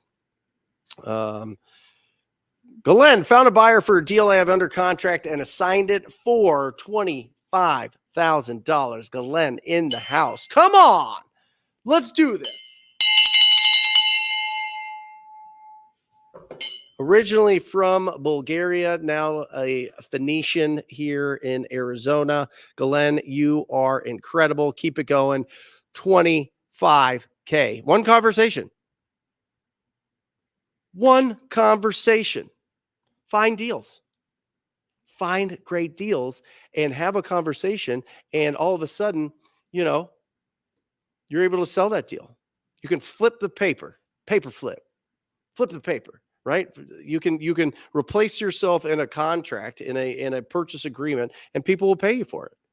Absolutely bananas, right? It's the best business ever. I love it. Let me get into real quick some tools that we use in our business. We already answered that question, by the way. There we go. Whoa. TaskRabbit, guys. Really interesting. TaskRabbit. So this is kind of just independent people that are running around. We have people from TaskRabbit do pictures for us in areas that we're not around, or in areas that we're not close to. So if it's a deal that's a couple hours away, we'll get on TaskRabbit or Facebook, and we'll get people to do it. But it's a really good resource for you to get people to take some pictures or put on a lockbox on a property, or even meet a property owner out at a property. It's been really good. Okay. Guys, I really like Investor Lift. If you notice here, this is the back end. Here's 19 offers. I don't know if you can see that. 19 offers on some of our deals. We have 134 property inquiries. It's really great for tracking the analytics and for getting exposure on the property. And honestly, we typically, I would say, out of the last 20 deals, 2 of them we've sold on Investor Lift. 18 of them we've sold just to our individual investors, to our database that we send our deals to.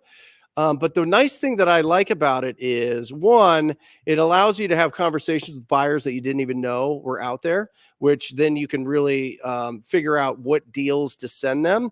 But also, we were finding wholesalers were taking our deal that were on our email list, we're taking our deals and posting them to Investor Lift without our permission. Okay? Not cool. Not cool at all. And so when we put it on, we'll just put it on there to prevent that, so that we can have more control over it, and make sure that people aren't just posting to, I mean, that's like somebody listing your house on the MLS without asking you. It's crazy, right? But Investor Lift is a really awesome tool. I think you get a discount with TTP, the shirt, right? TTP, talk to people. So if you're interested in that, it's not cheap. It's for experienced real estate investors. If you guys are looking to move some of your deals and you can't, and you don't have a big cash buyer database, I highly suggest you go onto Investor Lift, register, and see who in your market is posting the most there. Reach out to them and see if they'll help sell your deals if you can't sell them yourself. Got it? Awesome. Guys, Deal Machine, dealmachine.com. It's got everything. It's got a dialer. It's got AI. You can pull your lists. You can use the app to go and find ugly houses that gets you all the contact information for the property owners that you're trying to get a hold of. It's absolutely incredible tool, and something that most of our students use and love, and that we use. We've used them for years and years and years. So I don't know if unveiled TTP is the right code there, Matt. I don't know what that is, but you could just use TTP as a coupon code there, and you get a free trial. So definitely check that out. And then when you're really ready for the inbound leads, talktopeople.com, baby. We're getting some juicy deals around the country. If you're looking to set up your pay-per-click account and get inbound leads from people that are searching to sell their house on the internet, talktopeople.com. When you're ready and your budget's decent, right? If you're in a smaller market, you can expect that you're going to spend $5,000 to $7,000 a month, right? If you're not there yet, that's okay. That's fine. But if you're in a major market, you're between $7,000 and $10,000 a month. If you're in that position, you want those juicy inbound deals that just, I'm telling you, the timeline to sell these deals or to lock up these deals is 2 days. 2 days. Like, you get the lead today, in 2 days, Friday, you have it under contract. It's incredible. The speed, the cash conversion cycle is so fast. It's incredible. And so definitely check that out at talktopeople.com. Those are some of the top tools that we use on a daily basis. So make sure that that you check those out and take all the hurdles out of the way, right? That's the whole point of the show. That's the whole point of this YouTube channel, is remove all the obstacles so you can do what you're supposed to be doing, which is having conversations and making offers. And these tools allow you to do that a lot easier. All right. Howard, Wholesaling Inc. I'm under contract. I'm under contract with a seller right now. The house is condemned with $30,000 in liens, city liens with no structural damage. Can we get the liens reduced? Yeah, potentially. I mean, you can have a conversation with them and see if you can get that reduced for sure. Why not? And you can say, listen, I can give you 5,000. I could give you 2,000. I could give you 10,000, whatever it is. Sure. I think so. They may or may not play ball, but what else are they going to do? The city wants the money for sure. And so maybe they'll reduce it to make it make sense. If the property is not worth 30,000 is what I assume it is, then they'll play ball with you.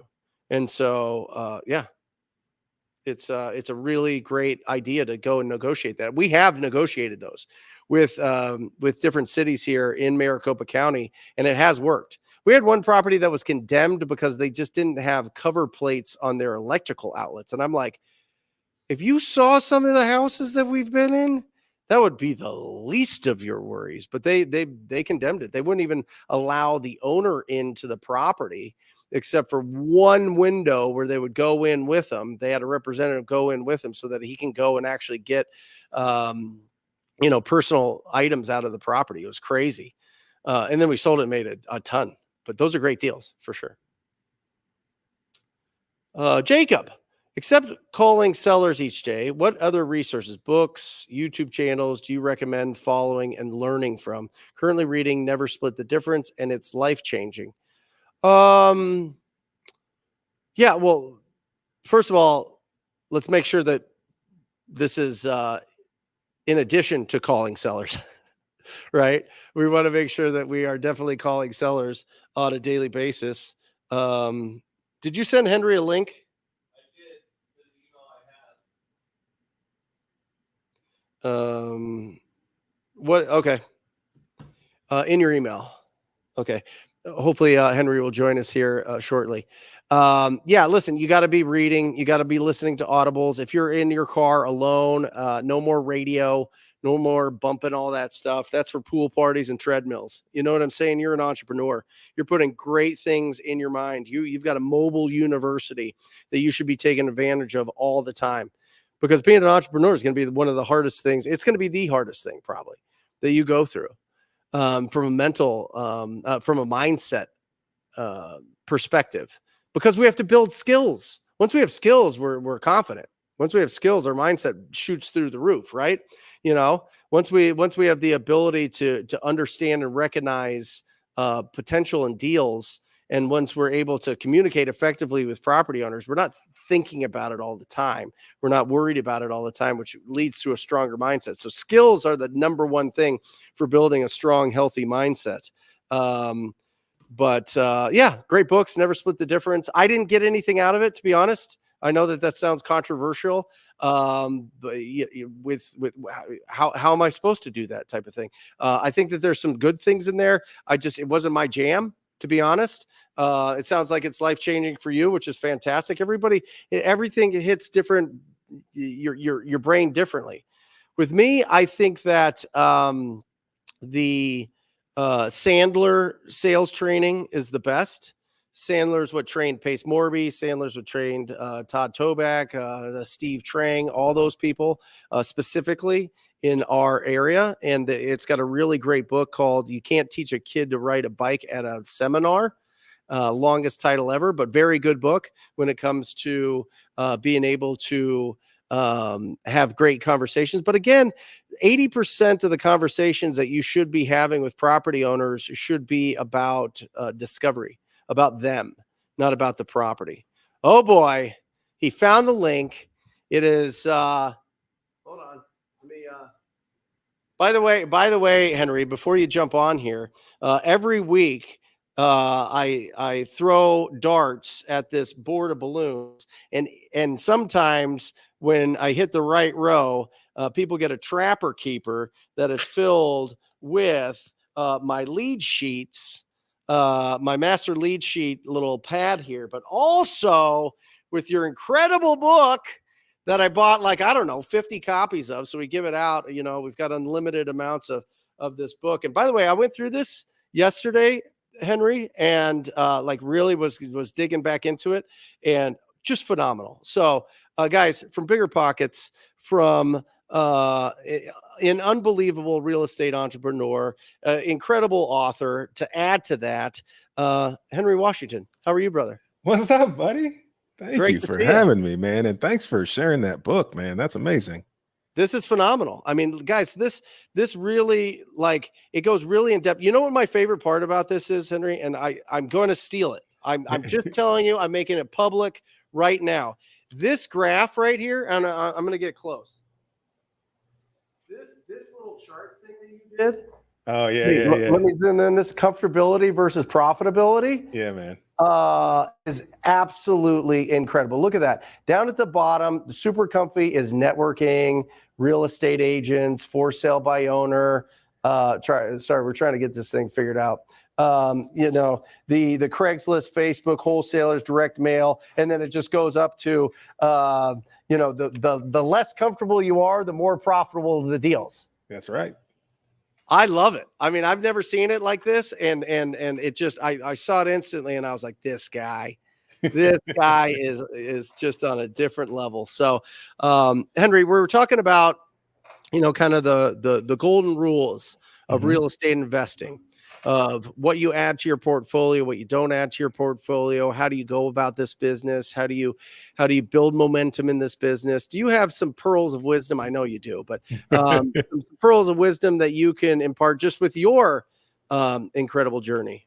Yeah, man. I love this too, having these golden rules, because I definitely have them.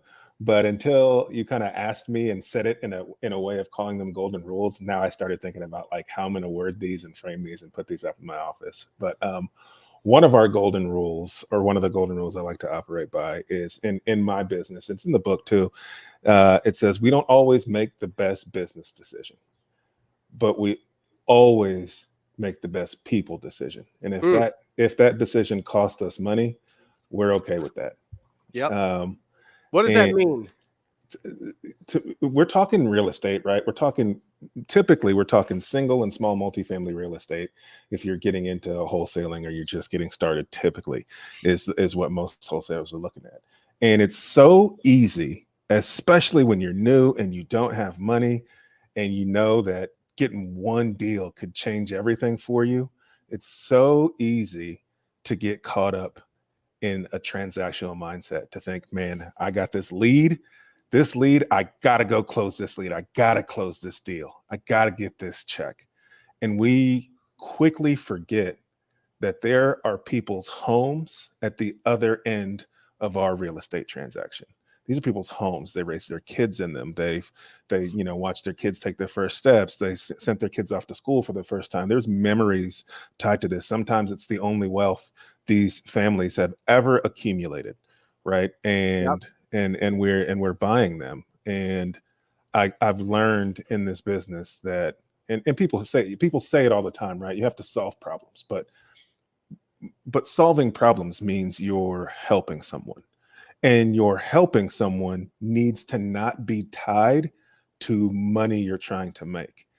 The more you can be genuine with people and show them that, hey, I'm here to help you, whether that means I buy your house or not. If me buying your house is the right way to help you, then we'll do that. But if me helping you, but if I can find a way to help you and you not have to sell your house, I'm going to do that too, even though it doesn't make me money. I love it. And that, when you approach your seller appointments not as deals to close, but as opportunities to be of service, whether you're going to make money or not, people feel it. They feel it. And you have to think about it. A lot of these appointments you're going to go on, you're not the only wholesaler they talk to. You're not the only investor they talk to. They're probably talking to other investors. And so they probably got their guard up. And when you can come in there and speak from a place of genuine empathy and show that you are truly trying to help, it really does help you stand out over your competition. Because if they're going to interview 4, 5, or 6 people and they have to go with somebody's offer, people don't just want to go with the most money. They want to go with who's going to give me the most money that I can trust. That's actually, I can trust it's going to get the transaction done, that I can trust it's going to take care of me, that I can trust it's going to take care of this property that I'm selling, this home that I have that I'm selling. And so we just quickly learned that we need to take care of the people. The money makes itself. This is if you don't get this one, you'll get the next one, guys. But if you truly take care of people, I've closed more deals for less money than my competition because of the trust that I've built, because people see pretty quickly within a conversation that I'm not there just to make money. I'm there to truly help. So how do you do that, Henry? Like, just tactically, just you're there, you're having a conversation. Do you say something specific to them? Is it with for instance, my acquisition manager, Ryan, he'll sit down in the living room before getting the whole house tour, right? He's going to sit down and he goes, I just want to review what we talked about on the phone and really understand what is your goal with this property. You know what I mean? And then it opens it up. So what is your technique? Yeah, there's a couple of techniques. There's a couple of hard techniques and a couple of soft techniques.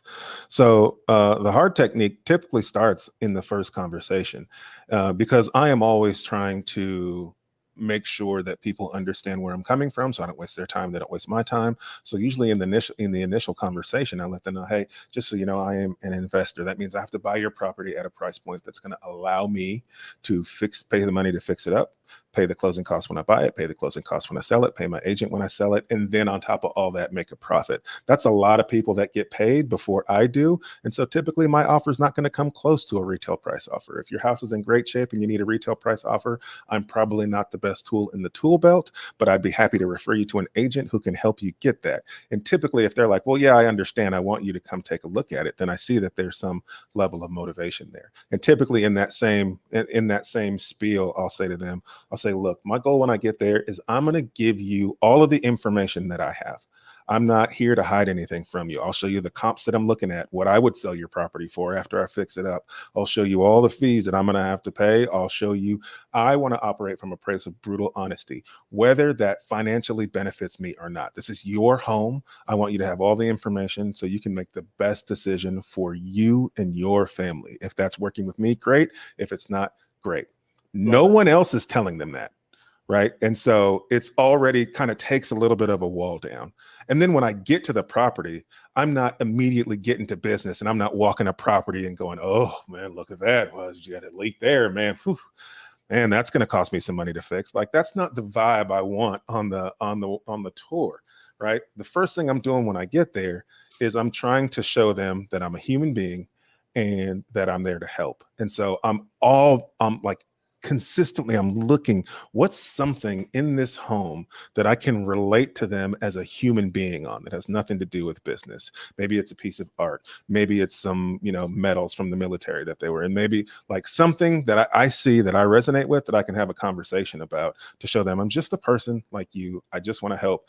And that really starts to help bring the walls down. And then I follow up on what I said. I truly do show them everything, Brent. So when I get ready to make my offer, I'll say, hey, Mr. and Mrs. Seller, I just want to show you what I think your options are. Because a lot of the times I don't really understand what their options are. Yeah, sure. So I'll break it down. I'll say, hey, so you've got a couple of options here. And this will depend on the house. But for example, I had a house that was in pretty decent shape.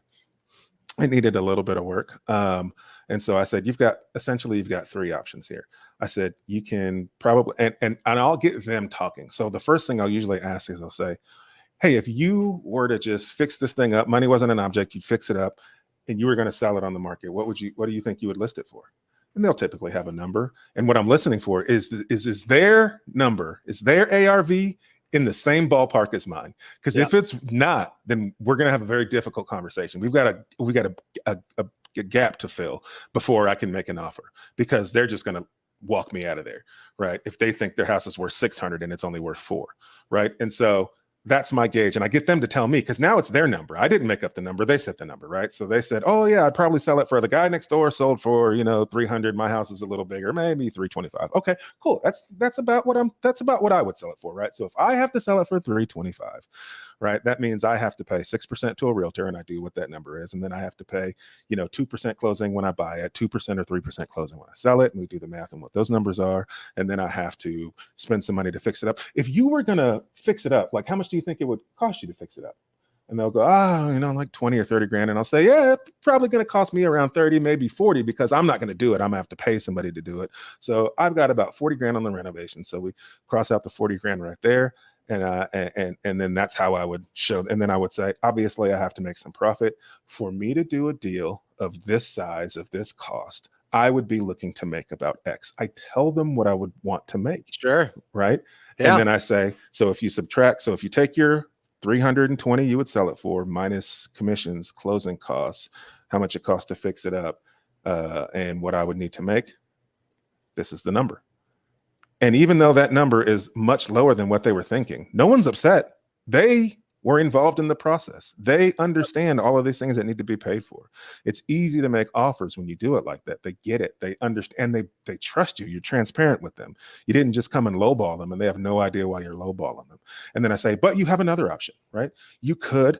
I have the comps right here that my agent ran for me. You could spend maybe 10, 15 grand, paint all the walls, fix this back deck, fix these little problems that sellers are going to complain about, probably cost you maybe $10,000 to $15,000. And then you could list your house for sale. It won't be the best and the brightest house on the market. So if you did that, you could probably sell it for, $190,000. And then you're going to pay 6% commission, and then you're going to pay some closing costs. The seller still might ask you to fix a couple of things. How long do you think it would take you to do that much work?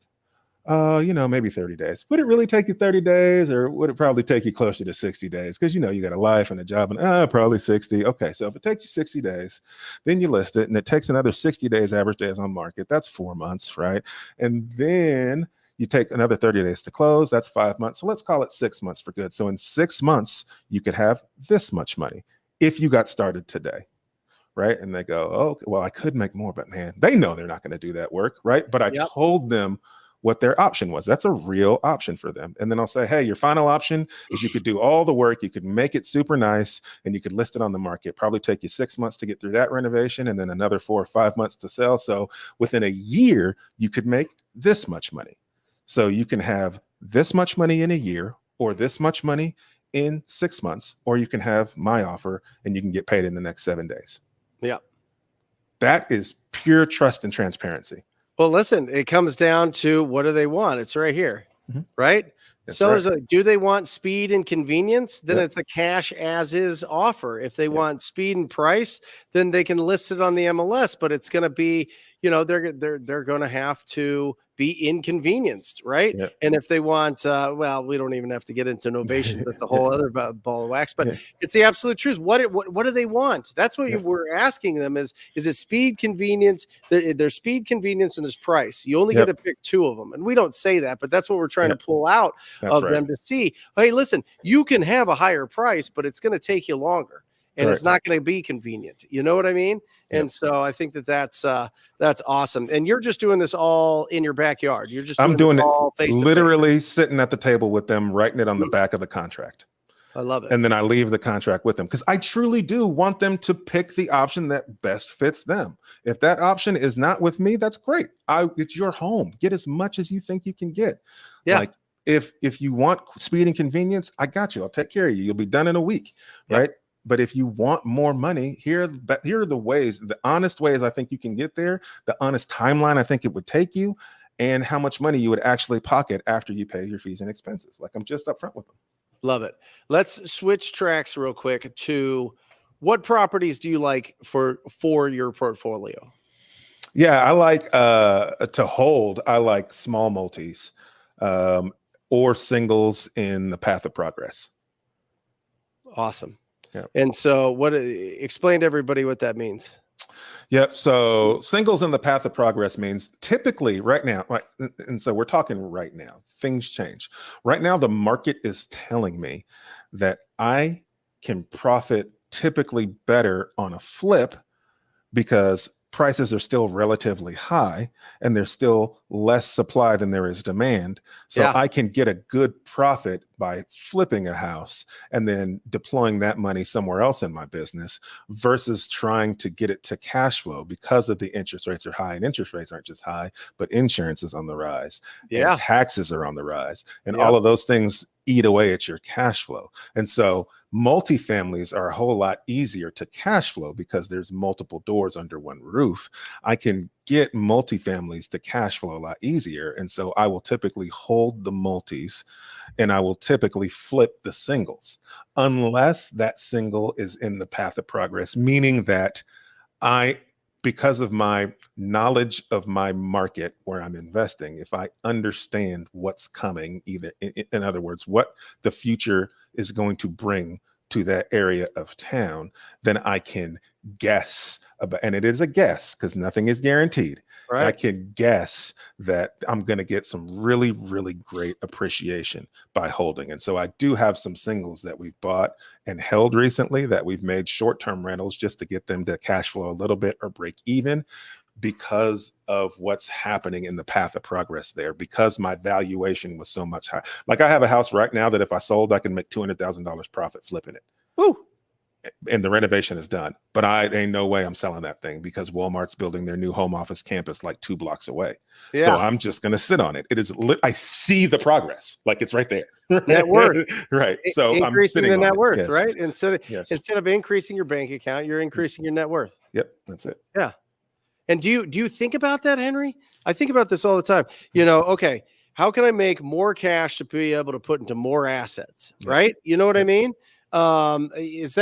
Are you looking at, do you have certain goals for the amount that you want to buy, or is it just basically like, hey, however, because income ebbs and flows. It's never going to be perfect. It's never going to always go up. It's going to have the little bit of turbulence here and there, or a lot of turbulence here and there. So do you just buy properties when you have excess funds, or are you just like, hey, listen, I'm going to buy 10 properties this year?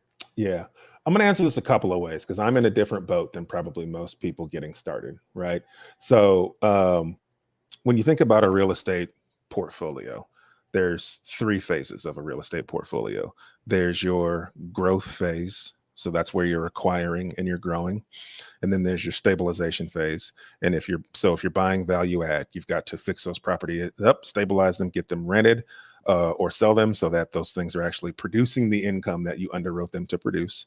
And then you have a protection phase, meaning if you're holding properties, you don't own them until that loan is paid off. That's right. And so at any point, the bank could call your note due, or the market could shift and you could lose those properties, right? So they're truly not yours. And so you've got to get to a point of protection where you've paid off those loans and they truly do start to create that generational wealth that people are looking for, right? Yeah. And so if you think of your business in those 3 phases, I spent the majority of my career so far in the acquisition and growth phase. And so typically you're going to spend the majority of your time and effort in one phase, and then maybe 10% in another phase, or 5 and 5 in another phase. And so when you're starting out, you're going to spend 90% of your time and effort in the growth and acquisition phase, right? And then maybe 10, 15% in the stabilization as you're stabilizing some of these assets that you're buying. And then you're going to hit a point where you either hit your goals in terms of how much cash flow or doors or whatever it is that you wanted to obtain. And then you can focus more on stabilization. You're still going to buy a little bit, and you can focus a little bit on some protection. And then I'm at the point now where I'm focused mostly on stabilization and moving a little bit into protection. And so am I still buying? Yes. I am not buying at the volume I was buying at before because I'm comfortable with the size portfolio that I have. How big? How big is it, Henry? About 120 some odd doors. Oh my gosh. You're incredible. And so now what you're saying is I'm not going to buy more. I'm going to just pay these things off. I'm gonna stabilize what I have so that they're producing the income I want. I'm gonna start paying some off. But what does that mean? It still means I'm buying because I need to flip, because flipping produces capital so that I can do the thing, stabilize and pay them off. Right. And I will still buy rentals, because if you're flipping, you're making short-term capital gains money. And that means you got to pay taxes. And I would much rather take the money that I would have to pay in taxes and go and buy another rental and offset those taxes versus just paying the taxes directly. So I am still buying, not at the scale that I was buying before. Now I buy to lessen my tax burden, and I buy to and I buy because I want to buy things in the path of progress. I'm not going to pass up a great deal in the path of progress, right? But I buy to create the flip income so that I can pay off the rentals, and I buy to offset my tax burden, which is different than when I first got started, which was building my portfolio. Awesome. Guys, Henry Washington, bigger pockets. He's going to own the company at some point, but real estate deal maker right here. Make sure that you guys check it out. If you're lucky enough for me to send this to you in a Trapper Keeper, have 2 copies. Give it to somebody else if you already bought it. But make sure that you guys go check that out. They can get it on Amazon. You can get it on Amazon. Absolutely. Yes. Awesome. Guys, go to Amazon today. Get Real Estate Deal Maker. I'm telling you, one of the top 5 real estate books I've read. Oh man. Without a doubt. Without a doubt. I mean, much. you could tell that you're in this, you know what I mean? Yeah. And this isn't just a ghostwriter that, took, a bullet, 10 bullet points from you. This is real. This is real here and phenomenal. So guys, definitely check that out. Real Estate Deal Maker, Henry Washington. Thanks for being on here, brother. Thank you, brother. I appreciate you. Good to see you. Take care. Awesome. Guys, one thing that Henry was talking about, and I think that this is really important to look at here, is he was talking about, and we talk about it on the show here. This is Hell Island. Okay. And this is Heaven Island. All right. Heaven Island. Okay. And what our job is to figure out what is the best bridge. That's what he's talking about. Is it the best bridge for them to fix it up and sell it? Well, it's kind of like this, right? This is the bridge. It'll get them there, but it's not the straight path, but it might be the best path for them. It just might be a little bit longer and take, a little bit more turns and a little bit more unexpected situations arise. Sometimes it's just a nonsense bridge. It goes nowhere if they're going to just try to re-rent it out, or their cousin's going to buy it, or their relative or their neighbor. It just doesn't really go anywhere. And then we have to determine if our cash offer is the best, fastest, straightest bridge for them to go from their current state, Hell Island, it means a problem, to where their desired state is. Why are we talking here? Why am I in the house? Why have they made the decision they're going to sell their property? Well, there's a problem. They're having a problem. And so we have to be able to discover what that problem is by asking really good questions and making sure that we understand what is the path that you guys want to take. Right? And you have to make people feel comfortable letting you know these things, because they might think that you're a shark, you're against them, you're going to try to take advantage of them or whatever else. They don't know. And you don't know what their past experiences have been with people that have negotiated with them. Right? And so what we're looking for is, do they want the speed and convenience to take a cash offer to make it as smooth and as easy as possible for them to go from Hell Island to Heaven Island? But what Henry was saying is, sometimes the best path for them is listing the property because it's in good shape. Sometimes the best path for them is going to be renting that property out. That's what's best for them. We have to be able to discover that. But when we have a property and they want that gone, and it needs some work, and it has potential, but it needs significant investment, cash as is offer, baby. That's what we do, right? But we have to be able to give them those options, because when you give them the options, they will build the internal pressure themselves to make that decision. And when they make the decision themselves, they stick with that decision. It's when we go in there and try to pressure them ourselves, put external pressure on them, that all of a sudden they want to back out, they want to cancel, they change their mind, they went and took several different offers, all these things. And it turns into an absolute mess. Guys, if you are not subscribed to the YouTube channel, make sure you hit that subscribe button. If you got value out of this, make sure that you hit the like button.